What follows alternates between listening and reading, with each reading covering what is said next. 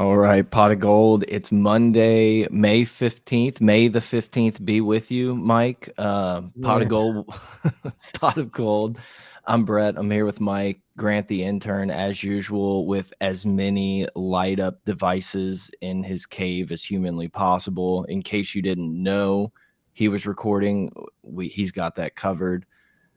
LSU baseball, number 5 in the country. Not exactly where we wanted to be. I think there's going to be some football talk coming through with all the hype with Jaden Daniels and really just this LSU team. Juwan Johnson just committed. Big, massive pickup. Breaking news reported 13th by Pot of Gold. What else? We got PGA Championship coming up this weekend. A lot to get into. So hit us up on Twitter at Pot of Gold, potofgold@gmail.com, at GoldMike, patreon.com/gold. I don't know where we're going. What else we got? LSU goes to Africa.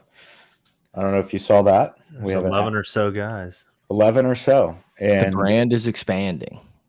We took a trip to Africa. We touched down in the Congo. Pretty cool. I don't see Alabama doing that. Bama wouldn't dare. Nick Saban would be Senegal.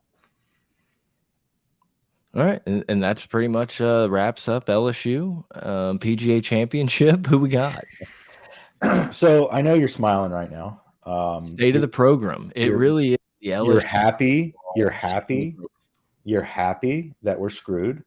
We were wrong. Grant and I were both wrong. Grant, are you willing to say you're wrong? We're not wrong. We're wrong. What were we wrong about? National championship. This team's not going to win a national championship. Well, I didn't say we'd win a national championship. I just said it'd be a failure if we don't make it to Omaha. We were right about Tennessee last year. How's Tennessee looking this year? Can we check the tapes? We'll have to. We'll come. It was national championship or bust. I think Omaha was just like a guaranteed. I don't think that. Y'all were talking Omaha was like without question. Mike was already claiming magazine covers that hadn't even been printed yet to be hanging in every burger joint in the South. So listen. If you're a smart business person, you hang a Tommy Tanks banner in your burger joint, and you'll get some biz. No, I agree with all that, but think about the names we're talking about. We're talking about offensive of firepower, which we've had no problems with that. And Skeens, we've had no problems with him. The hype people of this team have been hyped. The guys that we said, they are who we thought we will have to see. Thatcher Hurd, Christian Little, we said, those are great transfer prospects on paper. No, I said they're studs, and Thatcher Hurd is going to start on Saturday. Yeah, no, we did. We said, and Christian Little, we said he would be big out of the pen. We said this, we said that. And obviously, but we also said we don't know yet. And Christian Little can't find the strike zone to save his ass. There's a lot of guys on this staff that can't find the strike. No, but some of them just like hang it out to dry and let them smoke it to next fucking city. Let them smoke it to Denham. But at the end of the day, I'd rather that than have Christian Little out there just walking him for days. 13-4. It was 13-4. Tell him, Michael. Tell him. It's unacceptable. That loss right there. Do you know what that's like to watch that? I can't. I don't. I can't imagine. Like to watch that. I can't imagine being in the stands for that. Much less being on my couch and being like, "Whoo, I got a whole second half to my Sunday now," and then realizing in the background, like, "Oh fuck, dude, they're dragging me back in. I gotta focus in. I gotta dial in." And then they come all the way back to tie it up 13-13, and we throw Nippled out there to bunt and take out Dugas? What are we doing? What do we got, Grant? I will say this is by far the most down I've seen Mike, I think, since we were walking out of the Superdome of that Florida State game. Well, it's so much. Every week has been just beautiful. There has been so much fun to this season that the tail end, when it really matters, when you want to get hot, we lose 2 series in a row to Auburn and Mississippi State. Now, I know before 13-4. Thank you, Junior 3318. But before we jump into the whole Auburn's been doing good. Yeah, well, we kickstarted their run You know, of course they're going to go on a run. They beat the shit out of LSU. They stopped the series streaks. And so, yeah, sure, Auburn's on a little hot streak now. Mississippi State is awful. And they made us look like we were playing at Pelican Park, man. They looked like the damn Gators. Whoa. That team had some firepower. That's all I'll say. I mean, the bullpen. What do you got to say, man? All right, help you got me out. nothing. You got nothing. No, I was a believer. I was. So you had 3 guys, Edwards, Shores, and who was the third guy? Davis or Garrett Edwards, Shores, and I don't know. I can't remember. You had 3 guys that you were gonna depend on out of the pen this year that are now out for the season. Now that is not an excuse. It's not an excuse because I was telling you. Did these guys just not pitch in the offseason? Help me with this. How come the second the season starts, it's like I'm out? Do they not do anything until the season starts? That's why I'm saying this isn't an excuse. So I use this analogy this is a baseball question, just in general. No, the guys, it's up to them to figure it out and throw strikes. We don't have coaches that guide this. Yeah, but they have to execute. Just like in the analogy I was going to use is if we had 3 DBs go down in the football season and then we're like, oh man, we keep getting burnt. Well, you're LSU. You should be able to recruit guys that can at least step in and play half-assed because those 3 guys went down. But it's like having 3 DBs that like broke their ankles backpedaling, you know? Yeah, but are they not backpedaling in the offseason? But what I'm saying is those guys are out. So the guys that are supposed to step in and replace them should still be a quality arm, or in this case, a quality defensive back. Doing some karaoke and they're not there. And so the coaching staff did not do a good job of getting I mean, there's just a lot of finger pointing that you can do, and it's this. I'm not finger pointing. I'm asking like legitimate. This is crazy. How like you have pitchers come in, and then it's like they're under the knife. I mean, like these guys go straight to surgery when the season starts. Yeah, well, that was a problem when Maneri was still here. That's what I'm saying. Is this just an LSU thing? But it's not just an LSU thing because Arkansas, I think, lost 2 or 3 of their top pitchers. Problem is, or not the problem, the good thing for them is they were able to figure it out and have other guys step up. So it's not an injury problem. Every school is kind of experiencing it at this point. And now that we're on the injury discussion, do you just go old school and just start throwing schemes a couple days a week?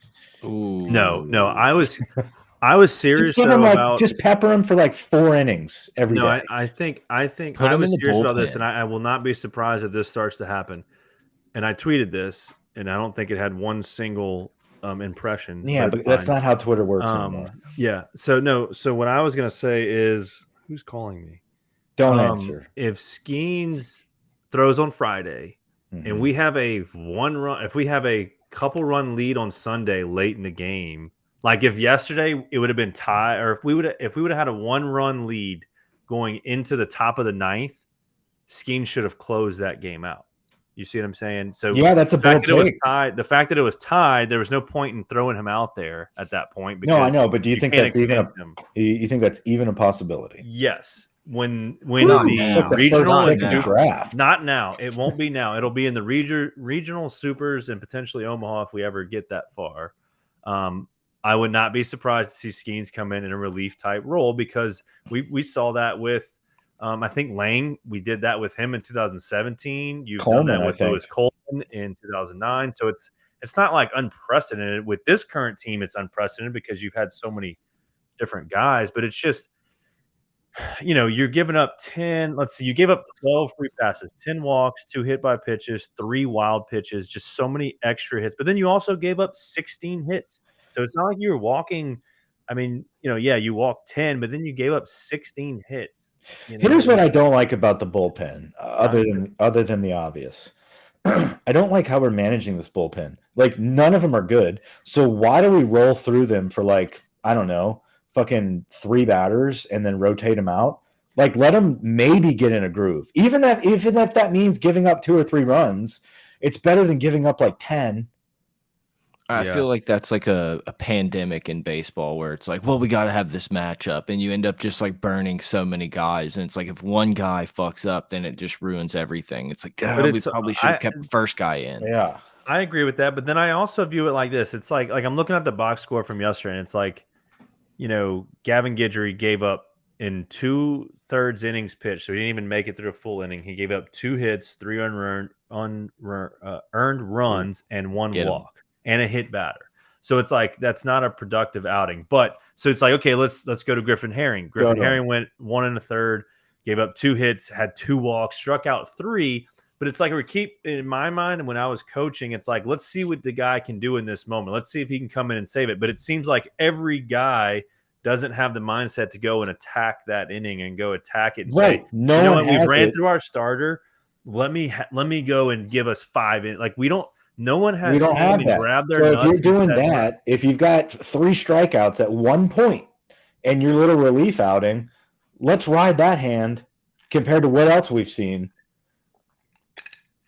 Yeah. Now the other side is at that point in the game, we had a 9-run lead. So it's like there's no need to try to push this guy. So it backfired on us. You know what I mean? Like anything we tried to do backfired on Sunday. No, if you would have tried what I said, the problem was when Christian Little came in, having him that's there. That's somebody you but yank. That's someone. That's what you yank. But we had no choice because he walked 1 and gave up 3 hits, gave up 4 runs. Like you do have a choice. Never ending. That's what I'm saying. No, there's too many that don't produce. But what you're trying to do when you enter in Christian Little in that point, you're trying to give him confidence. So you have a 9-run lead or whatever it was when he came in. So it's like, hey, just go in there and get us 3 outs. That's going to carry his confidence to next weekend to get him back on track. I understand. Obviously, that's why didn't he do that? He got confidence that first outing. The first 3 pitches he threw when he came in for relief, it was a stacked order. I think it was bases loaded, and he struck the guy out, and it was great. And I thought to myself as I wandered back in the kitchen, that's all we needed right there. That was it. Christian Little has a boost of confidence now. National championship. We're back in. Christian Little's got a boost of confidence. Then what does he do? He comes out and loads him up again and walks him in. Now, my other issue on the flip side, yes, bullpen, that's unacceptable. Atrocious. Jones can't play first anymore. You can't. You can't have that happen in the bullpen. But then the other problem is you didn't score a run after the 5th inning. We got the bases loaded late in the game multiple times. You had runners on, and like no one on the offensive side wants it either. Besides like I think that's BS. I think that's BS. You got a team that has been carrying this sack of shit team, regardless of Skeens, with their offense. That's the only reason we're even in the conversation. Yeah. I know Skeens is amazing. No, I know, but offense has been incredible. I know you need a run within 5 innings, but like, God forbid these cats get a little tired and they can't hit dingers to Tiger Stadium and we lose a game. We were up 13-4. Trey Morgan had 2 homers. 13-4. No, I know. And so what I'm saying is you're hitting against their Sunday probably worst guys they have. No, especially that late in the game. See, that's where they figured us out. Not so fast. They're saving their meat. They're saving their potatoes for later. No, Saturday and Sunday. They threw guys that we're hoping to be able to throw and say, let's see if this guy can get us something in there. And they found those guys. We haven't had that guy do that for us. They're not saving anyone on that late in a Sunday. We tried to then go and try to duplicate what Morgan was doing and try to hit too many home runs, and we failed. And it cost. Yeah, I'm not saying the offense cost us, but it's just double plays. We had terrible at bats after the 5th inning. You put up Cruz forgets how to run. It just the whole team looks and honestly, if I'm a hitter, there could be some animosity going on where they're just like, well, the pitcher can't do their job, so I'm just going to try to hit home runs and get out of here. It just seems like an all around could be potentially a weird paradise. It could be. We don't know. We're not there. You just said there's animosity. I said there could be. I said there could be. I said there could be. If I'm a hitter, if I'm someone like Tommy White, I'm thinking in my head what Tommy White could potentially be saying under his breath about the pitching staff, about the current state. Oh, Tommy White's definitely under the breath. Can we? I do have to make a point. Have you ever seen Trey Morgan ever make a play in the outfield and not look like he just got assaulted? It's literally every single time he makes a catch. It's like, God damn. Like, y'all got to fucking hit the ball out here. Like, have you noticed that? Like, he leaves the hat off for like an hour, just like, soak it in. I did my hair again. It looks good. Man, we have turned this has gotten me so fired up for football season of how quickly emotions turn on a dime. I need it to be stated on the record for like the third straight week that I feel like I did somewhat call this when I saw the Moscona TikTok from a park. I knew national championship, like it was too high. The second I texted you guys about where should I fucking stay in Omaha, it was over. It was over. And actually was Mike's fault.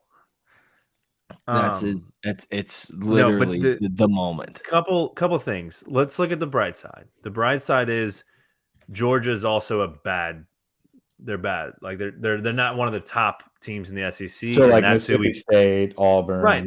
Nichols. I know. But what I'm saying is, it's not like all of a sudden now we have to play Vandy, Florida, Tennessee, someone that's like at the top. It's like there's still a chance that our team does what they're supposed to and we dominate this weekend. Like there is still a chance. There is still a chance.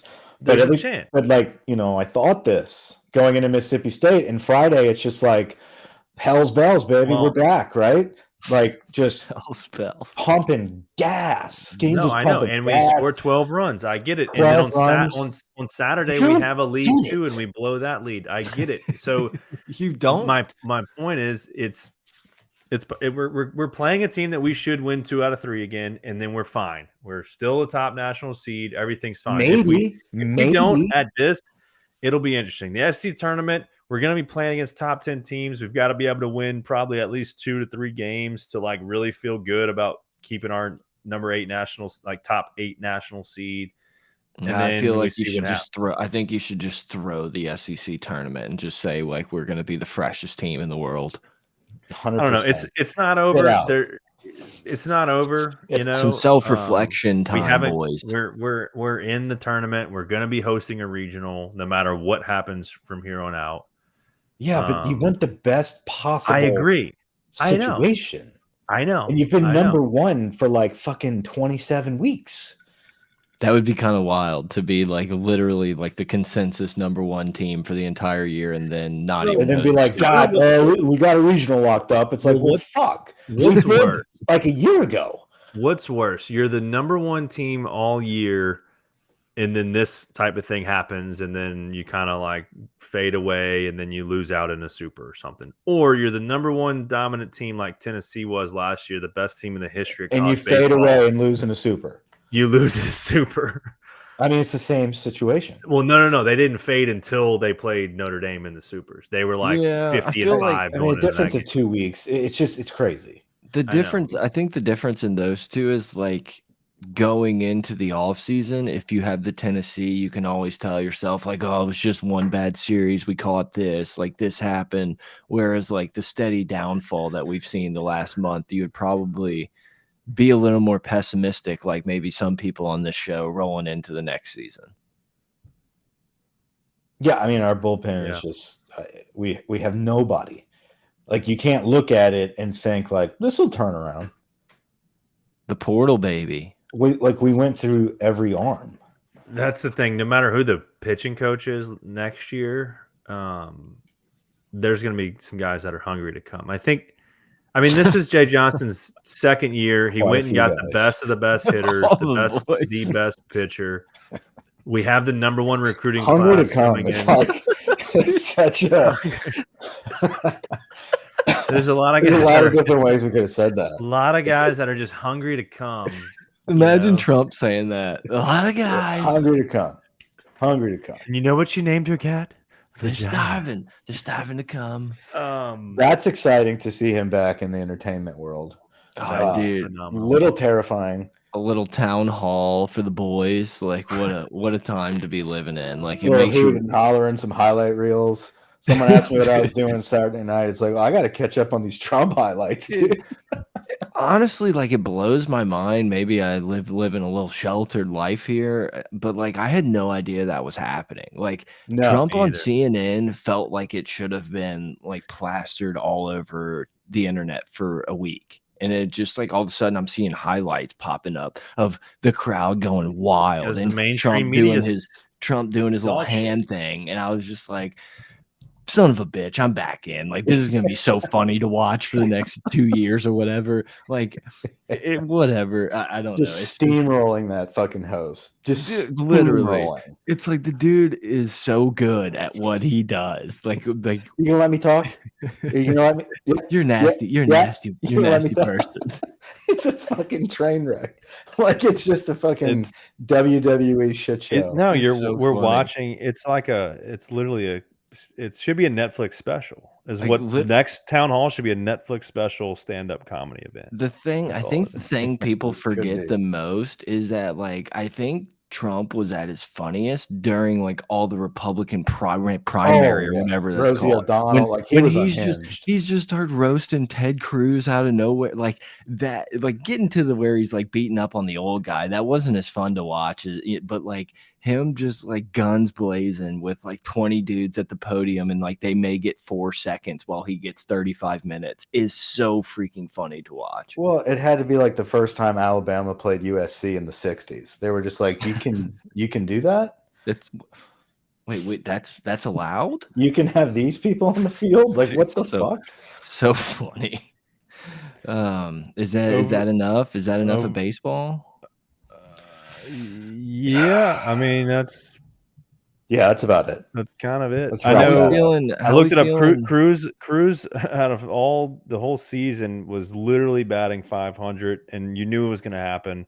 He's 5 for his last 25, and before that, he had 3 hits on Sunday. So he was what? He's 2 awful. of his last. He's 20 awful. something.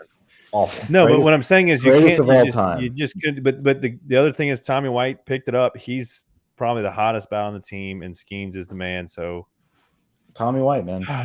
it's just. How we feeling about the old like Jay Johnson's like top tier coach? Are we still vibing, or are we feeling a little less Kim Mulkey? I mean, even if this team doesn't make it to Omaha, he's not going to get fired. You can't fire him. I mean, it is one of the biggest disappointments considering the star power you had on this roster. If this team doesn't make it to Omaha, there's going to be some. There's going to be some forks. What I'm saying is, his seat will get hot. He's not fired in year 2 for not making it. Not fired. He's not fired, but he certainly is off the conversation. But if the bullpen repeats itself like it did Saturday, and the week before to finish off the season, and we lose out in a regional, super, whatever it is, and it keeps showing that same pattern, then the other Johnson is gone. I mean, no questions asked. Yeah, he's because I think. Heads will just start. Someone has to roll, and it's not Jay Johnson in year 3. You know, I think he gets at least, and the fact that his recruiting classes are still ranked number 1 from this year to probably 2029, because I don't know how we're getting kids to commit as 8th graders, but we are. Little Bradens and Jadens and Tradens, Paxtons, yeah. Dog. Okay, so let's wrap it up. So we've got Georgia this weekend. Yeah, Georgia this weekend. I was gonna say would be probably a great job to be like the Panamsky of Scott Woodward and just be like chopping it up about coaching hires and stuff, like having a binder. Yeah. Probably one job. So Scott, if you're looking for a binder guy, we're a package deal. You think that Panamsky guy is like in the ear of Scott, like they're coming in hungry. They're coming in hungry. That's for sure. That's what the boys are. Wait, is that how I said it? No. They're hungry to come. Whatever. Yeah, hungry to come. That changes it. Yeah, imagine him leaning over and whispering that in Scott Woodward's ear. It'd be like when Bush got told about 9/11. Yeah, hungry to come. That's the name of the episode.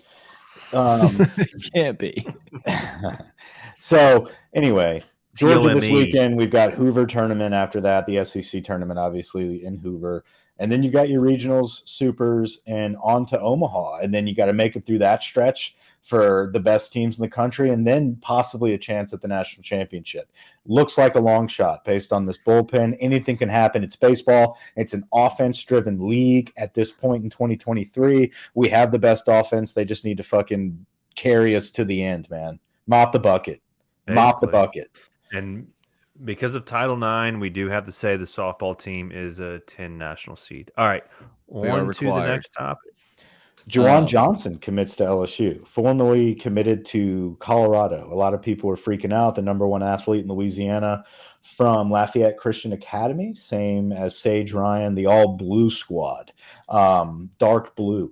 But yeah, he's very talented cat. He's an athlete. Not really sure what position he's going to play for us. Get the ball in his hands. Probably going to be, I don't know, could play anything. He's electric with the ball in his hands.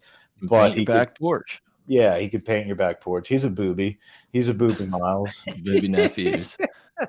So that's exciting to see. When he committed to Colorado, it was like a roll your eyes, like, yeah, we'll see how long this lasts. And it lasted way shorter than I thought. I thought this would be like well into his senior year, where it's like a national thing in the middle of the season. But he pulls the trigger. Obviously, a really good visit. Logan Diggs was in town. I think that's going to happen a lot, where these dudes get an offer from Dion, and they think like, "Oh, that's really cool." I think let me let people know I could go there.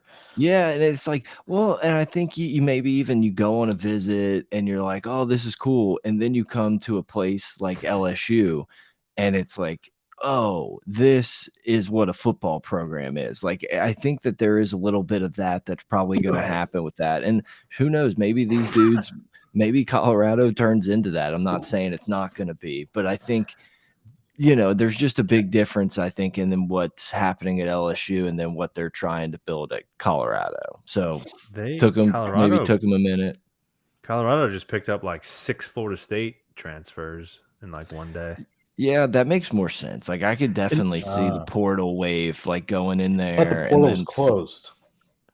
It's closed to join the portal, but guys that are in the portal are safe. They can commit.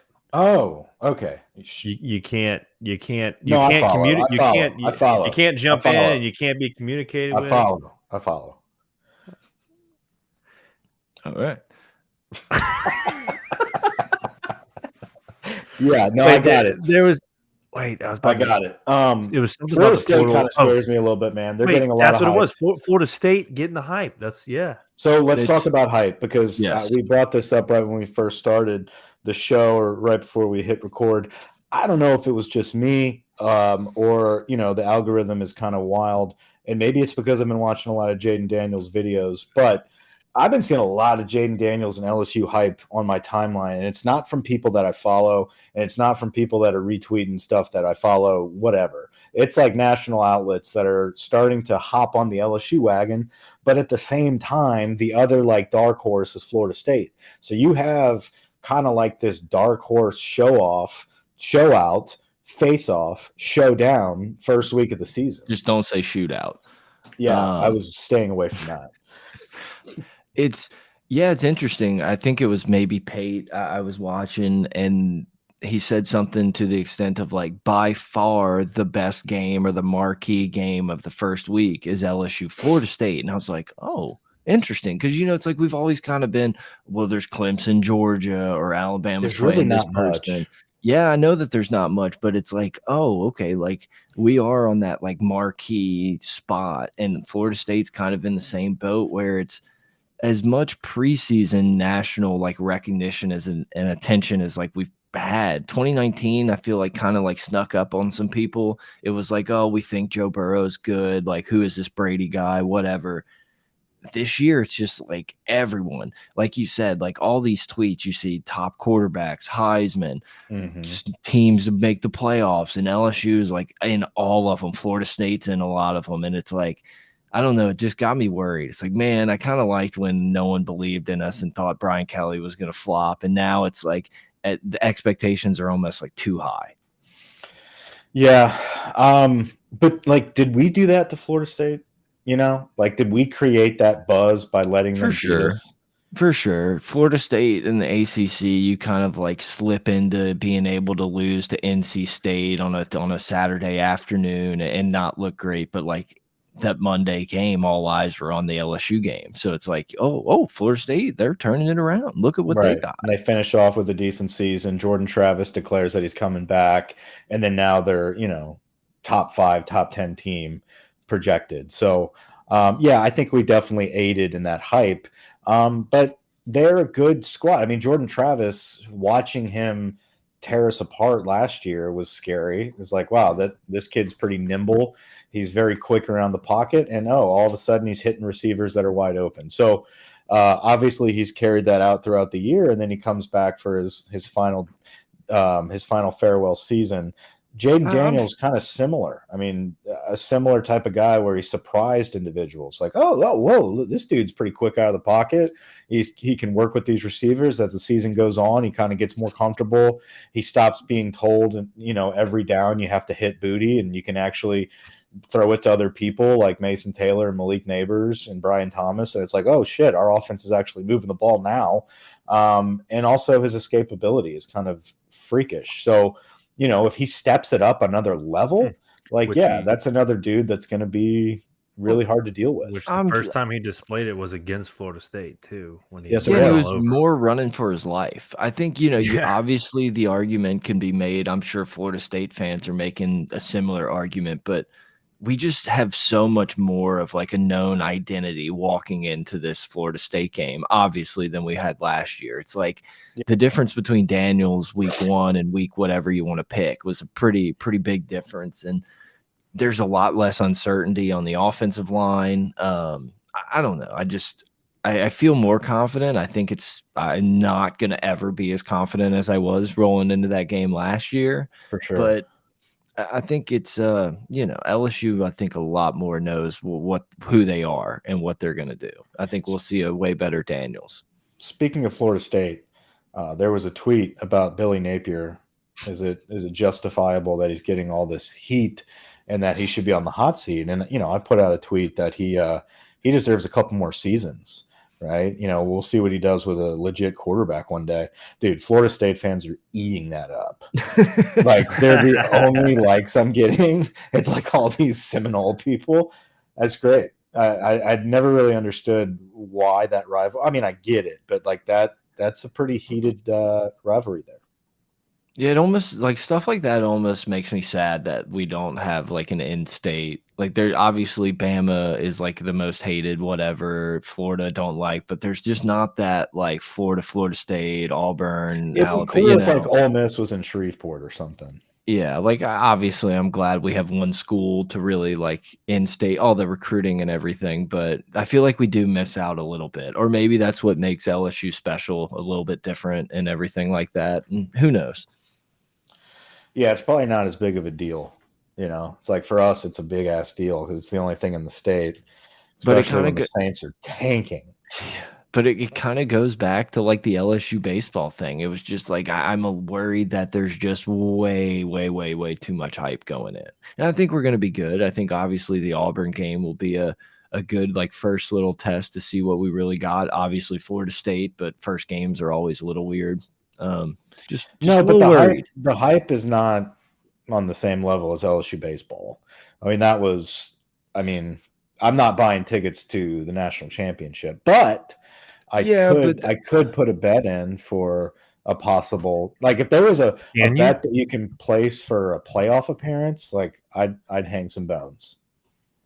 Yeah, I don't know. That's just, and it's just, there's a lot of hurdles to getting into that playoff that it's just like, it's crazy to think that there's just so many people that are just like, yep, I'm going to put LSU in instead of Alabama, Georgia, Tennessee, and all these other teams. Like, I agree, but I wish you didn't agree. Like, I wish you didn't agree with me. Yeah, because it's not going to be great to beat our chest at the TV whenever we beat somebody. And it's like, well, you're supposed to. It's like the whole, like, whenever you have the same take as like Danny Cannell, you're like, fuck, I got to rethink. I got to think about some things. The on-3 guy that works with Pate, he's kind of like the sidekick that randomly pops up on your screen once every 6 months. The blonde dude? Pickle. I don't know. Is that his name? I think his name's JD Pickle or something like that. Something. I just see it on YouTube. I don't know. Anyway, he's picking all the spread or the over-unders for the win totals. And apparently it's a big deal. You know, what he says is a big deal. He picked LSU over 9.5 wins. Obviously, he's got us going 10-2. As far as a guaranteed situation. But his rationale was kind of interesting, where he talked about, if you look at, the 9.5 number there, you're basically saying, you can either lose 4 games, right? Like, if you bet the under, you're thinking we're going to lose 4 games there. And if you look at who are our 2 guaranteed, that means you have at least 2 guaranteed losses. Do you really have guaranteed losses on this schedule? I mean, you could say Florida State to start the season, and then you could go to at Bama, who we beat last year, and that we probably should have beat Florida State last year as well.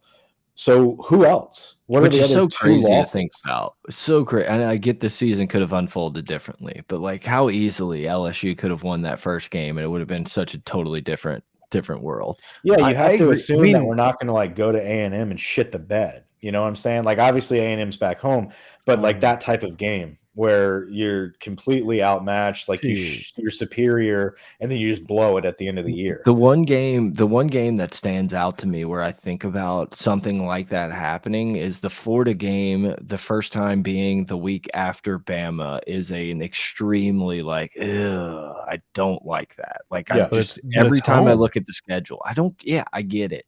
It's like, okay, you win at Bama, all-time high. Everyone's jazzed up. It's like, oh, Florida's not that great. You get snuck up on. Then Napier and Hannegriff come running in. Exactly. Jordy Culotta kicks the door down like Stone Cold Steve Austin. Pushing Napier. Or you go to Alabama. Alabama's pissed that you beat them last year. Whatever, they kind of beat up on you. You lose a little bit of what you're looking at in the future. Your goals are maybe have to be reset, and you gotta get back up to play a Florida game. I mean, dude, it's normally been Arkansas, right? And look how shitty. But Arkansas is early in the season this year, so that's kind of a random change up. I think that's our first SEC game. I think we just kind of, or maybe it's Mississippi State. I think Mississippi State's still there. Yeah, I think we get Mississippi State out the gates, and then you do an Arkansas tour. Which is different. So you don't really have, like, you're still going to be in that developmental stage where, conversely, you look at Arkansas, who traditionally lately they've been kind of starting hot.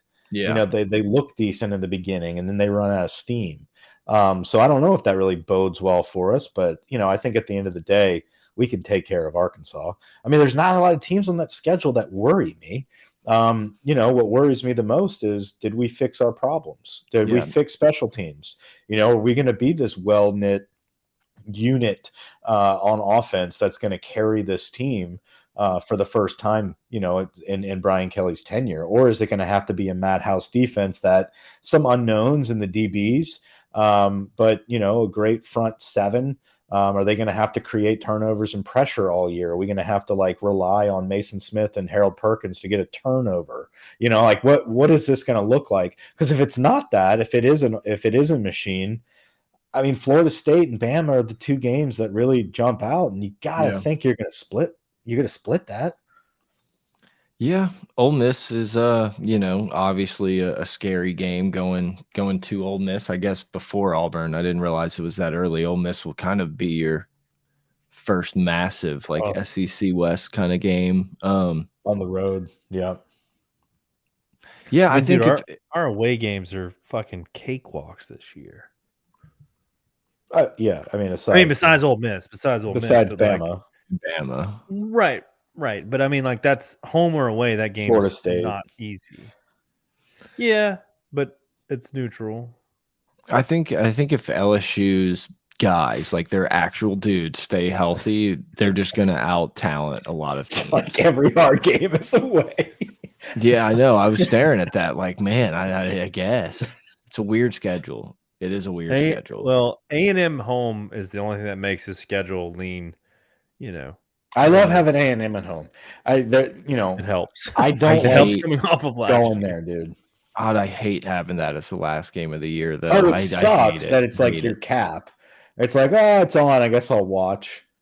Well, it's like that game never. That's The the game never feeling I means get. anything. Like this year, I guess it meant like It you meant could something last year. It maybe. was a playoff spot last year. Well, maybe, but like it doesn't mean like it's not like A&M and us are going to both be undefeated going in that game ever.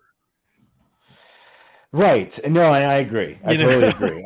I agree. But like, who would you rather cap the season off with? I was literally I wish thinking, it was still looking Arkansas. through. I wish it was still Arkansas. Because you can't say Ole Miss, that's Egg Bowl, Alabama, Auburn, Florida would suck. They probably play Florida State. Yeah, I guess it kind of has to be Arkansas. Could Missouri be our permanent like last game of the year? That'd be sick.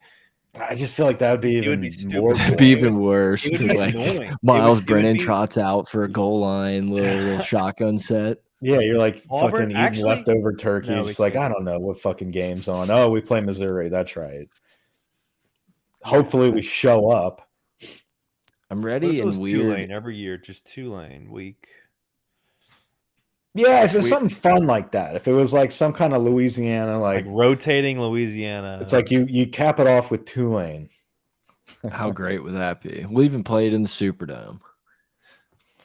It is the only weird thing that would think, help is it being like if that was the matchup like this year after they're coming off a big year. It's weird to think this is like our last year of the playoff as we know it. Thank God. Nah, I hate it. I don't want more. How exciting is that selection process going to be when football? I mean, it's already so different and outrageous now. We might as well go full board. Dude. Wait, are they still going to do a selection process? Well, there's automatics. Yeah, it's going to be like the draft. It's going to be like 3 days. Is the show, like in the middle of the season, is it going to be like, all right, here's the first college football playoff with the new format? Like, yeah, they're going to do the exact same rankings. It's just going to be 1 through 12. But the problem is you're going to get to the end and there's going to be all these like if-then statements that like usher people in. And it's like Tulane be in there? I feel like we're already fucking ourselves by like giving so many conference championships like the like an automatic bid. Conference championships should be done. Well, there's fucking 2.5 conferences. It's like you have the Big Ten, you have the SEC, and then let's call Pac-12 and Big 12 one combined. Like, should the Big 12 champion with Oklahoma and Texas bailing, should they just automatically get in? No, that's the thing. Is you're like you said, you've only got a handful of super conferences, so they're getting punished basically for being good. It's like, hey, you guys are all really good, so you got one more round. Let's see who really is the best. Like, come on, dude. You're going to let fucking Washington in?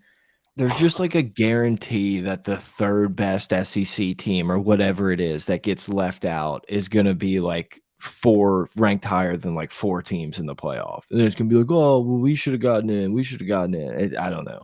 It's definitely going to make that like NFL playoffs, like college football, like it's going to make that really fun.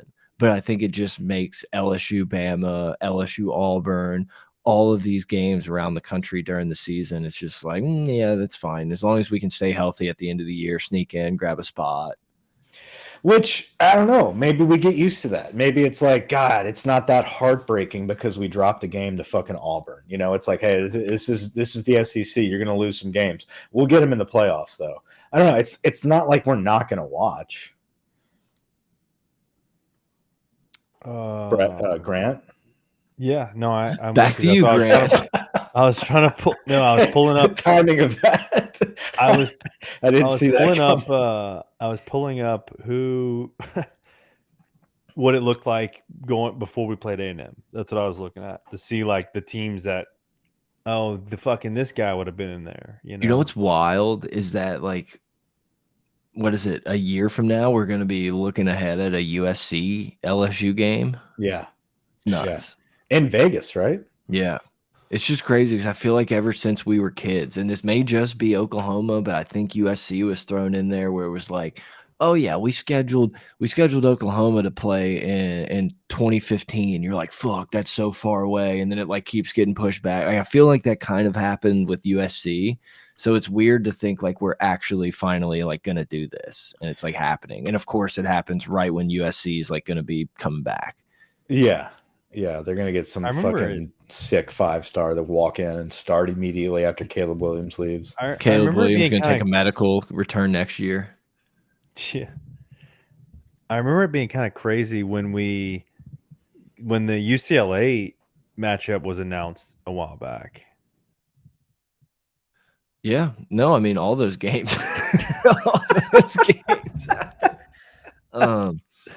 Yeah, USC one kind of sucked because the whole sissy blue shirt. But yeah, that was another one that like whenever they scheduled it, it was so far out in advance. You're just like, oh my God, that's like never gonna get here. And then it finally happens. Like that's kind of what this USC one's sneaking up on us. Well, that's how I feel about Clemson. It's like I feel like we scheduled this Clemson series like a fucking decade ago. It's like, yeah, you still got some time. Like, I guess what? I don't know. I'm trying to figure it out. I hate that. I hate the whole like, oh, they're really trendy right now, so let's schedule them in 20 years. Yeah.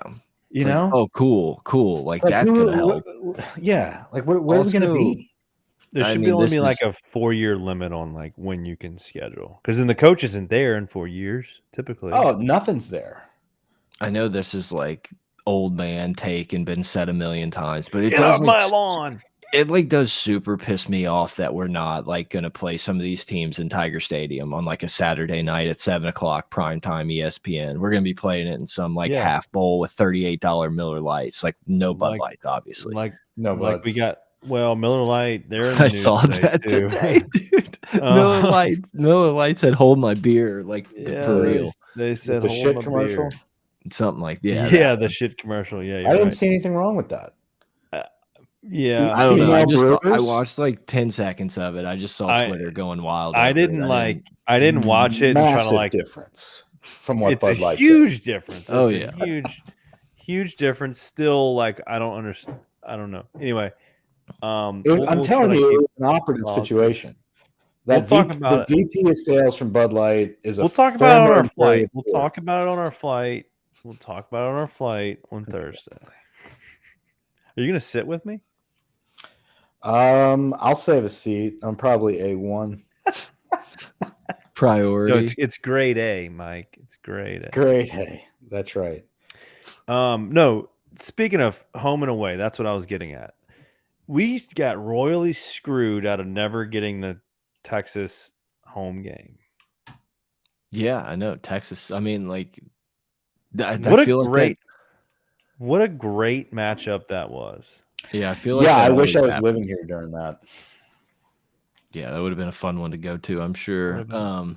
Yeah, I don't know. I feel like that always happens where like we schedule and then they back out. Like I know Oklahoma did, Texas. And then a hurricane comes and then you just can't make it. But I swear I feel like in 2002 era, we like scheduled USC and then the same thing kind of happened.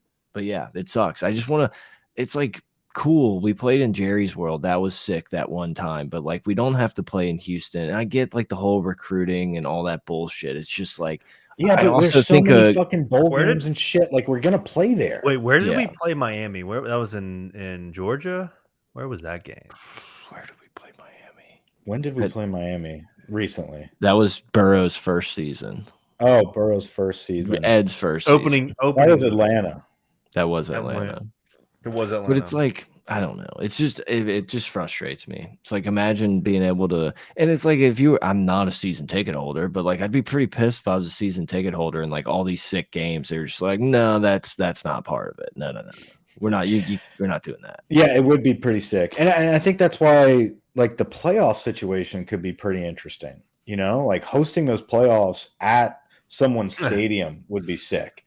It's like, oh shit, LSU's got a good seed. Did they say how that format? They're going to host. Did they say how that's going to be? Yeah, it's going to be at like big host sites. Aren't like the first 4 buys and then there'll be like 8 to play and like it's like at home stadiums? I think that might be. Oh, is it at their own home stadiums? They're buy or are they?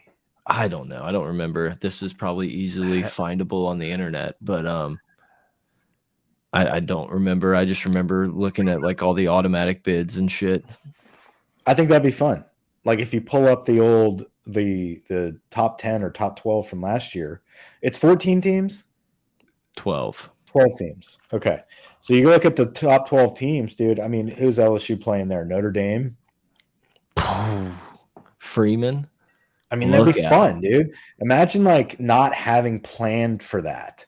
And then all of a sudden it's like December and you're just like, dude, LSU got Notre Dame. Y'all getting tickets? Like that'd be a fucking riot. No, for sure. The buzz of like getting into the playoffs and realizing you get a home game is going to be electric, because then it's like all bets are off. Like, don't let us get hot. You let us get hot at home and like look out. That will be fun. Yeah, that's going to be a fun part of it. Filling out brackets and shit. I just feel like we're gonna get to the end and we're gonna look around and be like, I don't think we have the 12 best teams. That's kind of where I'm getting at. We're gonna expand it for like a shitty way. Or how odd is it gonna be to like go to the championship and you're just like, how the fuck did TCU just pull this off? Yeah, and it's like this is not the champion. I'm also worried that when you play like 18 high-level games like back to back to back, that it's like all of a sudden it's going to be a game of attrition where like the national championship, like 3 of the best like 12 players or 10 players in that game are just going to be out. Hurt. Yeah. Well, that's why you're right. You know, the regular season, you're not going to get a consistent product. You're just going to be just not live or die every Saturday anymore. Right. It just won't be. So it can't be. 2024 first round is on campus. Yeah, but Friday, December 20th will be one game, and then Saturday will be 3 games. So they're going to do one of the first round games is on Friday. The championships will already be done. Okay, yeah. But so one of them is going to be on a Friday. That'll be ACC. I mean, and then the other 3 are always on, or the other 3 are going to be on Saturday. December 20th and the 21st. So it'll be like 4 days before Christmas when we watch. Yeah, it'll be holiday playoff football, dude. And then the quarters are here's the thing. The quarterfinals are Tuesday, December 31st, Fiesta Bowl, and then Wednesday, January 1st, the Peach Bowl, Rose Bowl, Sugar Bowl. Can you imagine how much like time off people are gonna have to take from work because of the playoffs? Like people are just going to make up excuses. Like I got to knock off if it's early. Your team, it's like, dude, we're on a run right now. Dude, if it's not my team, I'm not going to be doing anything. Oh, I mean, you work from home. But I'm saying like people. I know, but I'm not going to be doing anything. Yeah. And so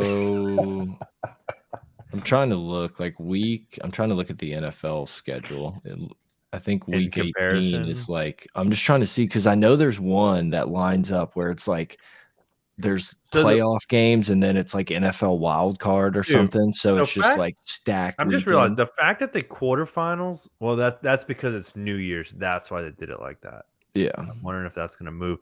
But then the semis are on a Thursday and a Friday.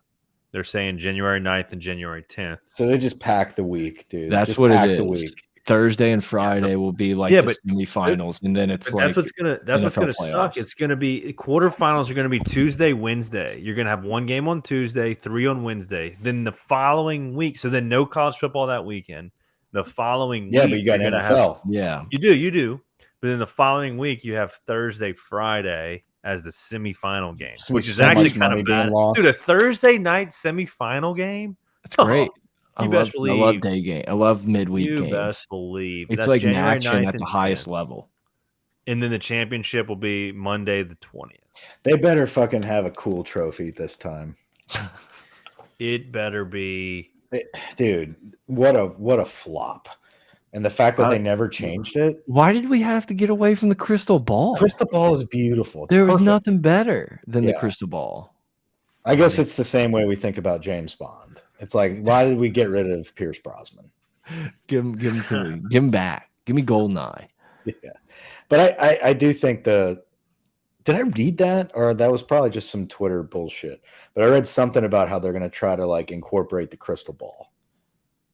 Oh, I don't know.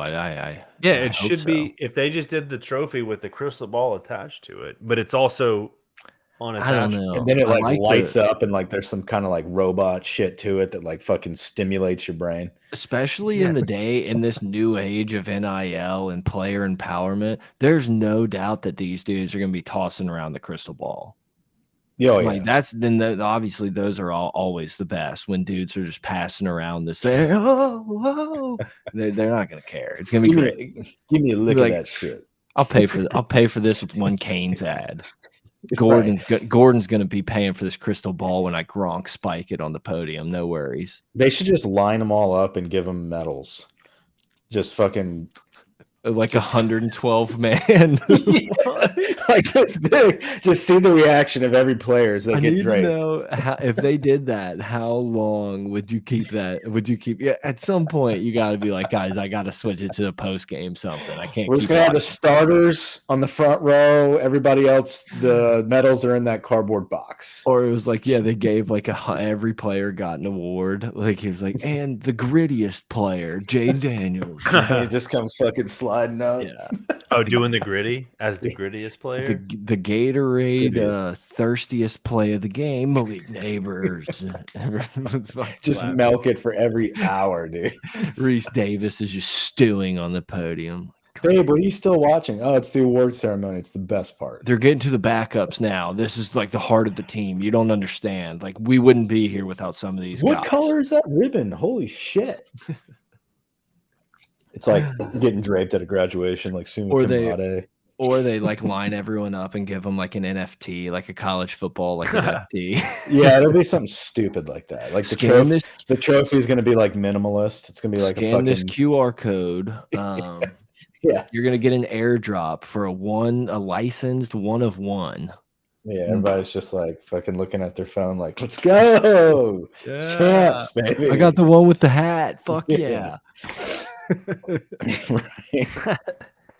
I got the one with Joe with the cigar. Do you think during their trip to Africa, do you think they like ran into any like TCU national championship hats and shit? Some gear. Yeah. Like some like old LSU gear. It's like, we didn't win that year. The first joke I was gonna make when we started the pod was gonna be like, well, hopefully they're not like LSU fan. They don't have a ton of LSU gear like hanging around. Yeah. With a fucking opening Peach Bowl against Florida State, they have like fucking Jaden Daniels has to stare at this kid as he realizes that we missed a fucking field goal.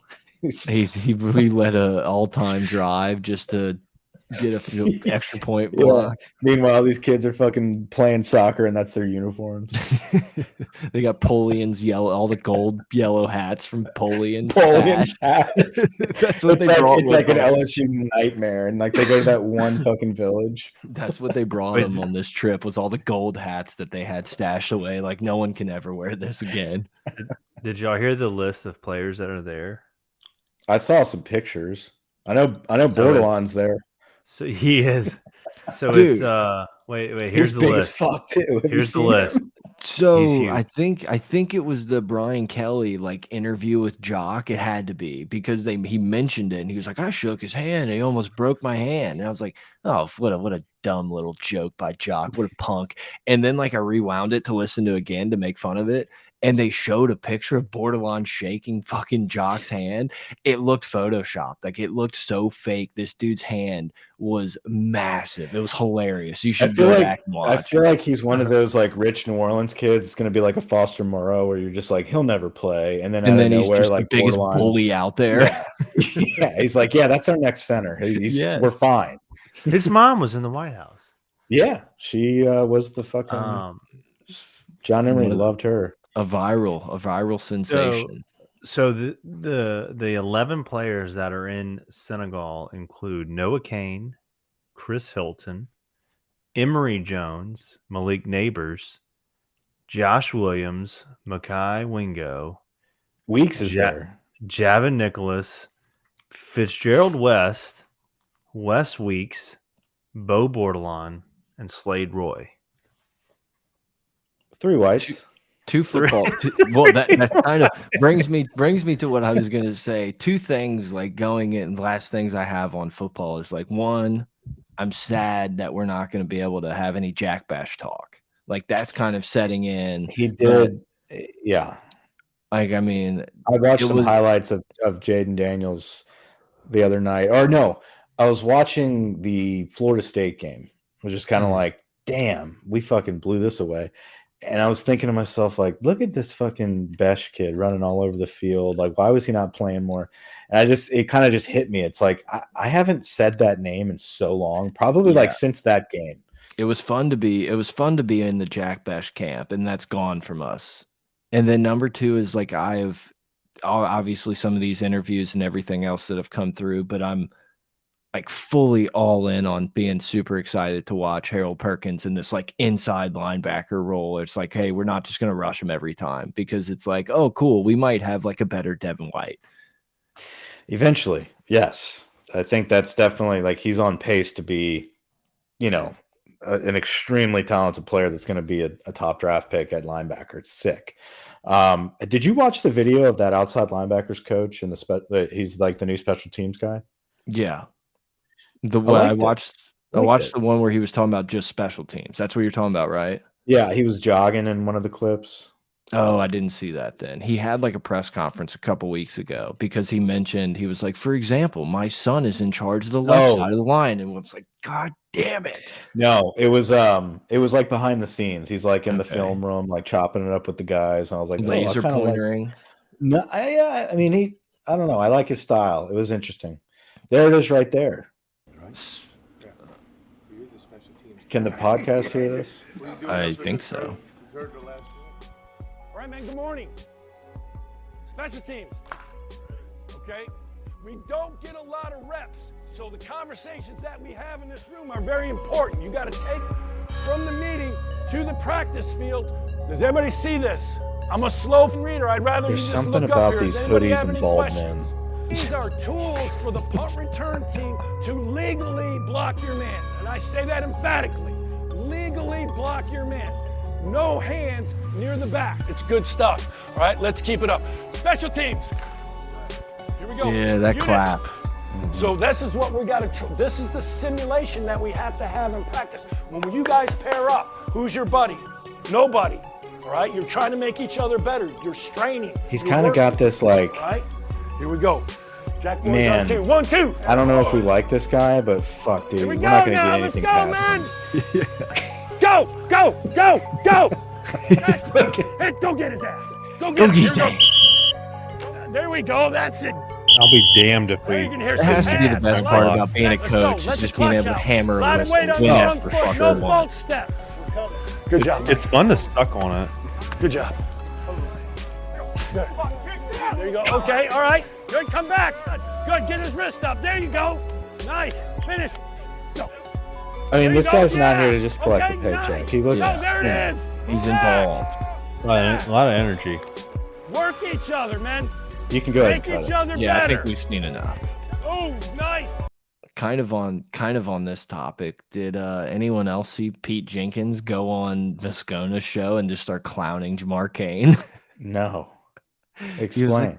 He pretty much said that he went to, like, I guess he goes to like all these schools and sits with the coaches, you know, teaches D-line, whatever.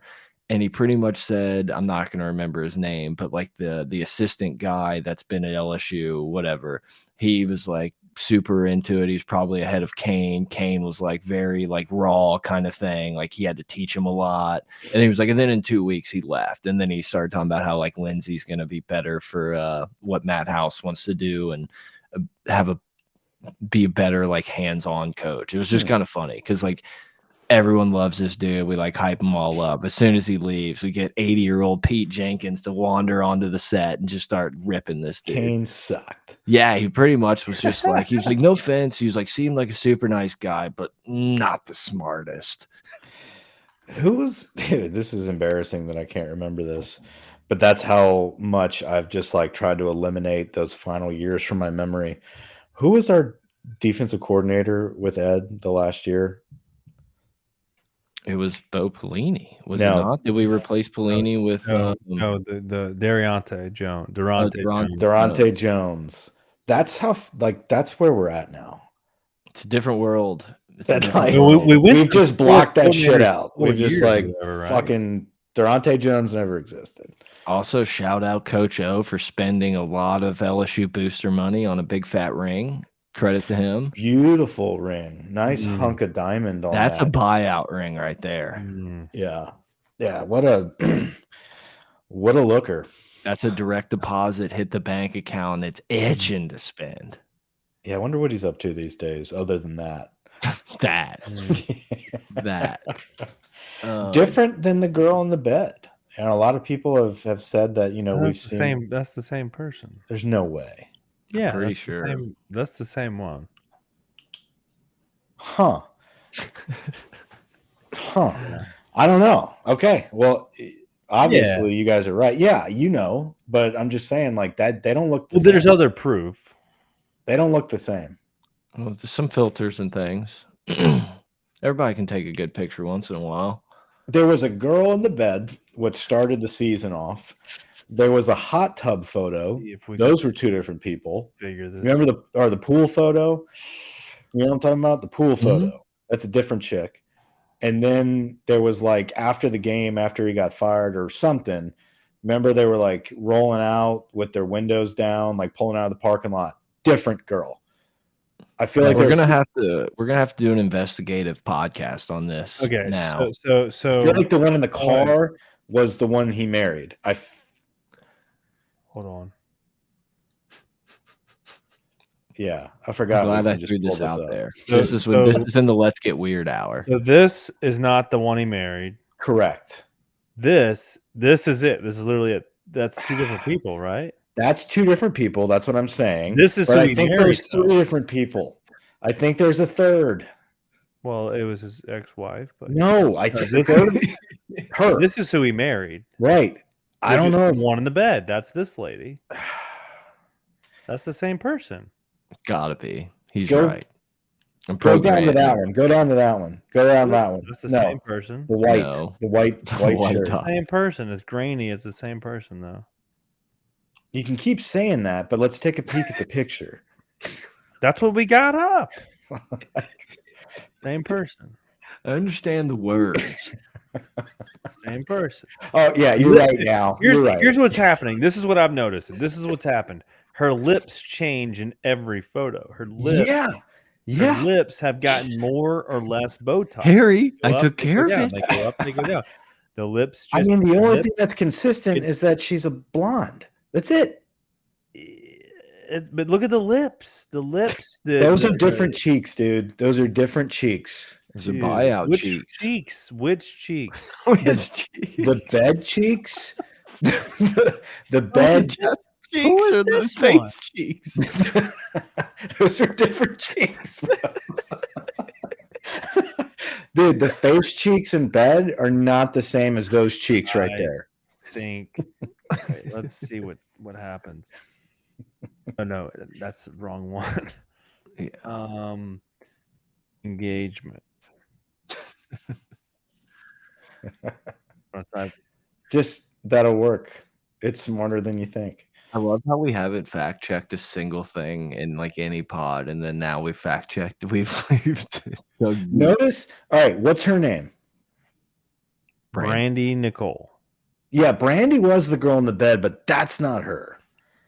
Okay, well, it literally says. Are we going some like Damar Hamlin like stunt double here, like body double, or no? Because they don't look the same.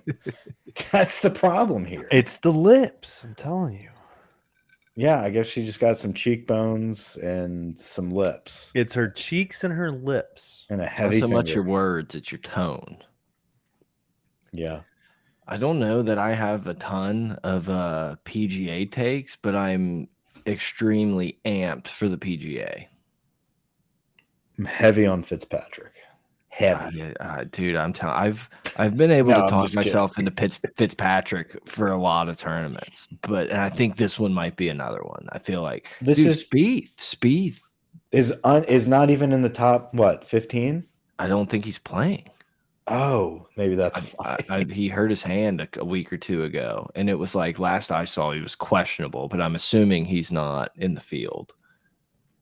I know he's not on the lit. Yeah, there he is, 36. Everyone's gonna hammer Cantley.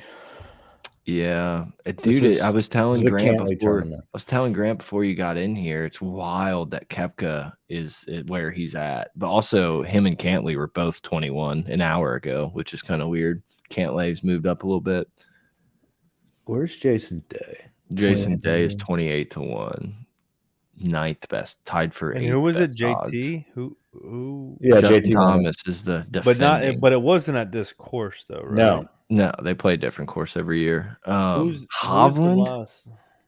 is it like is Is it a anyone want Hovland week, dude? Is this where he gets his mania? to roll that Yahtzee again?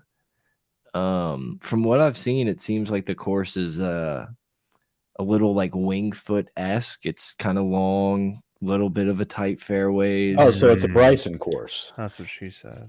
It used to be Bryson's leaned What's up the name now. of the course? Yeah, he's on keto. Yeah, he's very ketosis friendly. What's the name of the course? They're playing at Oak Hill. Oak Hill, right? Yeah. Yeah. Like, there's just something about I don't like any of those guys, man. It's weird. It's weird to see this list, and it's like, I don't know. Like Scotty's awesome, but like, nah. Like who's missing though? Like who's missing to make me like want to dive in? I don't like. They're all there. Why am I not jiving with this list? I don't know. It feels like there's not. I don't know. It's hard for me to pick like John Rahm. It's like going back to back, but John Rahm's also an assassin. I don't know who's gonna win. Finau might be the pick. Hasn't Scotty been pretty consistent the last few weeks? Always finishing in like top 5.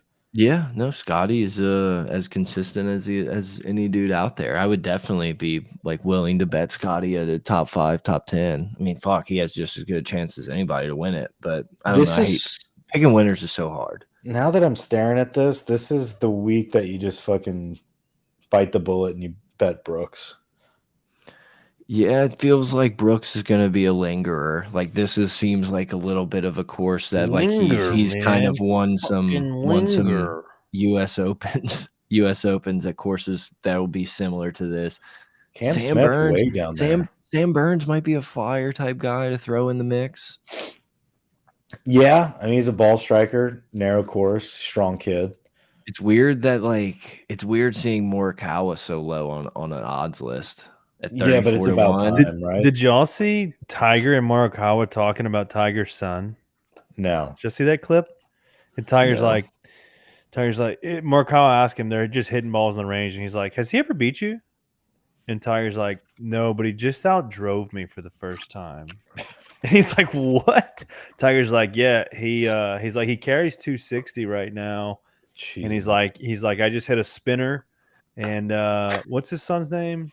Charlie. He's like, yeah, Charlie just crushed one and outdrove me. And he said his goal is to beat me one-on-one by the time he's 14 in a round. Did you see his video with Scheffler? I saw Charlie one or Tiger? Chipping video, right? No, Tiger was just like striking irons, and he's like, "What's with the no divots?" I saw the headline. I didn't watch the video. Yeah, I did see the headline now. There was one a couple weeks ago where he was chipping with Scotty. That was pretty good. They were talking about like cut spin and everything. I need to watch that new one. But yeah, there was a time where Tiger would only let his kid play blades. So the kid's gonna be a sick ball striker. Charlie's gonna be a problem. Yeah, I mean, I don't know if he'll be Tiger, but I think he'll be a champion. If he wants to play golf, he'll be around. And at minimum, he'll get a billion sponsors exemptions and then like have opportunities. I mean, be fun to watch that. Be fun to like if he was really good. I don't know, man. It's just gonna make you feel old as shit. Well, yeah, but it'd be so cool. It would be so cool if every other thing in life. It would. How about the moment? Daily reminders. If like Charlie wins a Masters and Tiger's there, like what a cool golf moment that'll be one day. Yeah, and then you got John Daly's kid. He will not win a Masters.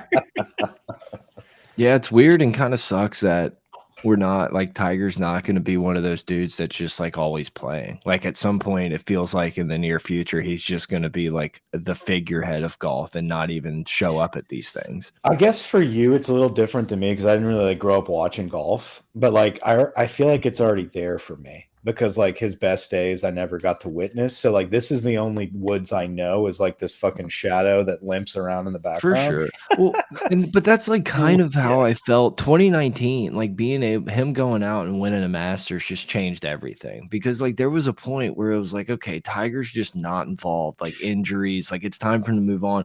And then all of a sudden he showed that like even at whatever you want to call it, 60%. Like he can go out there and be the best player in the world. It's just it was nuts. That was the year that I just started watching golf, and I'm like, this doesn't make sense. Like anyone can do this type of thing. And then it obviously after a few years of watching and playing, you're just like, wow, that's insane. Like the fact that he just popped up out of nowhere and won a Masters at this age, Yeah, it's just weird because like growing, obviously Phil was there, like VJ Singh, David Duval kind of had their moments, but it was like it was Tiger and like everyone else was way down the line. And now it's just like there's eight, we just looked at a list. There's probably 10, 12 dudes that can legitimately like go out there and be the best player in the world this weekend. I think that's exciting. I like that. I do too. I mean, Tiger built it. Like he literally built this army to come take him out.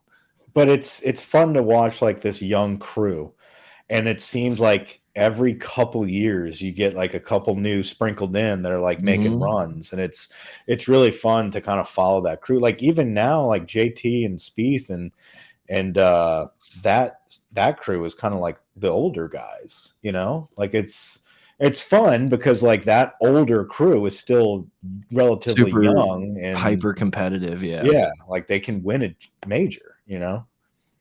Yeah, I'm excited. I don't know. It's going to be nice to sit down, no laying up. Going to have to check out their ESPN little stream and hope it doesn't suck. Good for them, but hopefully, I don't know. Anytime like you cross worlds like that and worlds collide, it's never good. And maybe that's just because like Barstool has never succeeded in that, and that's what I'm used to because they're like the top of this type of world. But it just doesn't, like there's a reason that you're good on YouTube, censorship. There's just a lot of like, it's almost like a no-win situation because like you can't go on and be like the super zany podcast guys because then nobody was like, I think you can't get like too cheesy and stupid with it. And then it's like at the same time, it's like I also don't think I want them to like be faking a professional like acting like I don't know. It's just right. Weird. And if they're just themselves, it's not going to fit into like a broadcast. So, right. I don't know. Whatever. It'll be on ESPN Plus. There'll be 100, a couple thousand of us watching. It's not like it's a main broadcast. I just know like for one of the last ones, I clicked on like that Maddie and the Caddy one, and I got like 45 seconds in, and I was like, this is just not for me. I mean, there's just so much golf during that tournament that like it's not as if you're missing like the fourth quarter because you decided to tune in to no laying up. You're gonna have plenty of opportunity to float around and get some stuff. Are they doing every day? I think it's just Thursday and Friday. I think they have like 3 hours on like one of the premium channels on just Thursday and Friday. And Foreplay has like a game now. Are they in a video game or like? I think they're in the new like PGA game or whatever. They're also, I saw where Barstool's gonna do a Corn Ferry event. Oh, that's actually kind of cool. It would be interesting. Once again, it's like I don't know. Like I don't care for I saw. Hopefully, it's not just the Foreplay dudes. Obviously, it will be though. That's what I was going to say. I did see that, and I was like, man, if there was ever a time that I could be on a golf broadcast, it's that one right there. Well, I mean, if you look at it, and they hosted a tournament, like Caleb Presley, Roan, Big Cat, and Dave, like have them go do that with Jake Marsh or something, and instead of the fucking Foreplay guys, and I'd tune in. Yeah, it'll be weird, and then you're going to be watching a Corn Ferry where you may know one person, and it's like, I don't know. It'll be they have to make it fun. It'll probably be something that everyone forgets about, and maybe catch the stream for a couple hours. It's like I don't. It's interesting. Speaking of golf and streaming, how about Good smacking a bystander, dude? What a video! I couldn't wipe the smile off my face for at least an hour when you sent that video. I figured Brett would love that. It was so funny. But like I always think about that, man. It's like it shows you these dudes can be all fucking good on YouTube and whatever you want. And it's like you line up with a fucking gallery 100 yards down. Could you imagine what those pros do? Lining up with hundreds and hundreds of people around. And I mean, like obviously they can hit someone way far down, but it's like there's no one ever snap hooks one. Like it's wild. Could you imagine though? No. Which one? Being him or being Garrett or the fan? No. I would love being that fan, dude. Stepping into the tee box with that amount of people. I would have rolled like an YouTube. alligator. Oh, I would hit an iron. Maybe that wouldn't help, but I don't know that I would be waving the D stick down there with a gallery of people everywhere. Oh, I would just yell at him, be like, at your own Terrible risk, decision. Yeah, like you guys are wild standing right there. I'd make it be known that this is a very strong possibility you're getting smacked. But like this dude walked up to some fucking, Ja Rule and decided to snap. Not even close, dude. Like, oh man, what a funny video that was. I enjoyed it. I might go watch it once we're done. Carrot. All right. I got nothing else. I'm out. Over and out. Peace.